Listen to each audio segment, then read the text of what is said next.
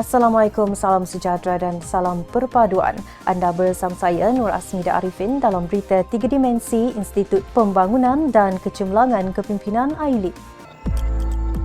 Senaman naik dan turun tangga merupakan antara senaman yang dapat memberikan tenaga kepada tubuh, mampu menurunkan berat badan serta memastikan kadar denyutan jantung dapat ditingkatkan sekaligus menyumbang kepada sistem pengaliran darah yang baik.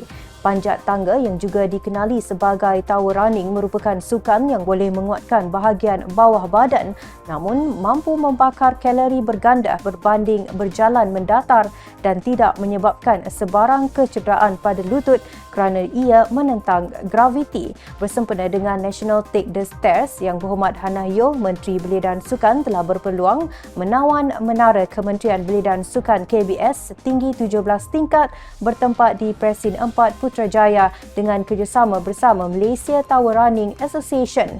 Turut hadir bersama-sama menjayakannya ialah saudara Soh Wai Ching yang juga merupakan juara Tower Runner nombor 1 dunia. Saudara Soh Wai Ching juga telah mengetuai sesi pemanasan badan serta memberikan tips-tips dan penerangan berkaitan cara-cara menaiki tangga dengan betul serta mengajar teknik pengawalan pernafasan. Semoga usaha sebegini dapat menaikkan semangat kesukanan rakyat Malaysia, khususnya golongan belia untuk melakukan senaman dan mengamalkan gaya hidup yang sihat.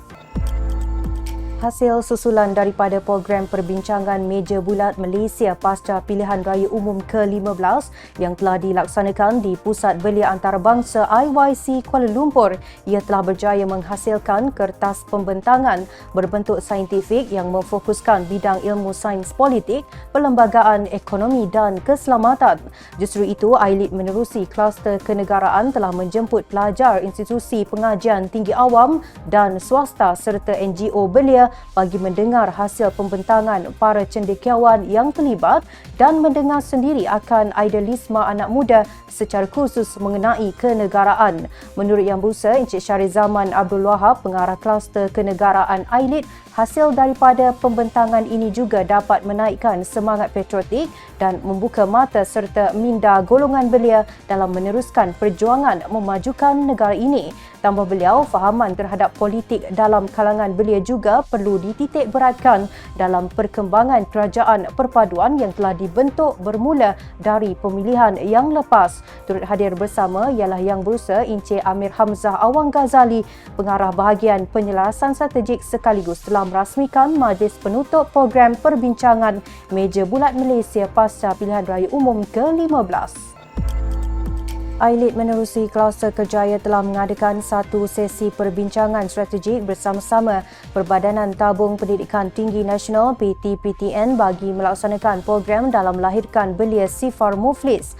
Perbincangan ini telah dilaksanakan dengan kehadiran Yang Berusaha Encik Muhammad Rusdi Ismail, Pengurus Besar Kanan PTPTN dan Yang Berusaha Encik Ahmad Syaril Ghazali, Pengurus Besar Negeri PTPTN.